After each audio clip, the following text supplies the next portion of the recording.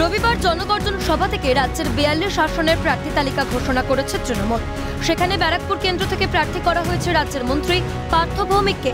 অপরদিকে টিকিট না পেয়ে ব্যারাকপুরের সাংসদ অর্জুন সিং এর গলায় ক্ষোভের সুর। ইতিমধ্যেই নিজের দলীয় কার্যালয় থেকে মমতা বন্দ্যোপাধ্যায়ের ছবিও সরিয়ে ফেলেছেন। পরিবর্তে আনা হয়েছে প্রধানমন্ত্রীর ছবি। ফুল বদলের সিদ্ধান্ত নিলেও বিজেপিতে যাচ্ছেন কিনা সে ব্যাপারে জল্পনা জিইয়ে রেখেছেন অর্জুন সিং।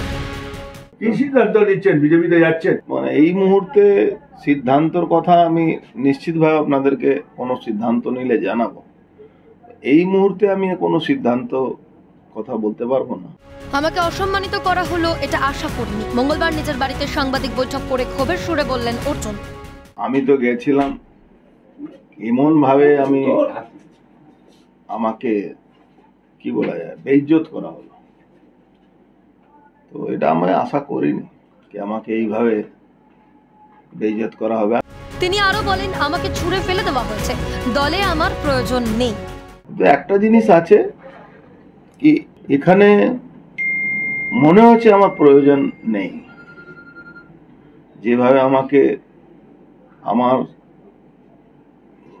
ছুঁড়ে ফেলে দেওয়া হলো, আমার প্রয়োজনীয়তাটা কমে গেছে। অর্জুন বলেন, ব্যারাকপুরের মানুষের কাছে আমার প্রয়োজন আছে, মানুষের আবেগ মোদিজির পক্ষে।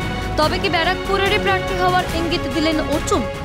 তৃণমূলের কাছে আমি আনওয়ান্টেড হয়ে গেছি, এটা মনে করছি আর তার প্রমাণও পেয়ে গেছি যে আমি আনওয়ান্টেড আছি, কিন্তু আমি ব্যারাকপুরের মানুষের কাছে ওয়ান্টেড আছি। এখন যা পরিস্থিতি রাজ্যে, তাতে লোকসভা ভোটে রাজ্যের ফলাফল কি হতে পারে? দেখুন, আমি কোনো অ্যাস্ট্রোলজি জানি না বা বুঝি না, কিন্তু মানুষের আবেগ মোদিজির পক্ষে আছে। তবে বিজেপির টিকিটে লড়াই করলে প্রচারে সহযোগিতা করবেন জানিয়েছেন অর্জুন পুত্র পবন সিং। পাল্টা তো ব্যারাকপুরের তৃণমূল প্রার্থী তথা রাজ্যের মন্ত্রী পার্থ ভৌমিকের। বাবা দেখুন, আমার অ্যাজ এ ছেলে আমারও কিছু রেসপন্সিবিলিটি আছে ফাদার জন্যে। নিশ্চয়ই আমি যাবে আর নিশ্চয়ই কাজ করবে বাবার জন্যে, আর আমি চাইবে সবসময় বাবা ভালো। আমরা তো জানি বিজেপির সাথে আছে, তাহলে আগে থেকে বিজেপির সাথে আছে এটা জেনেই টিকিট পাইনি?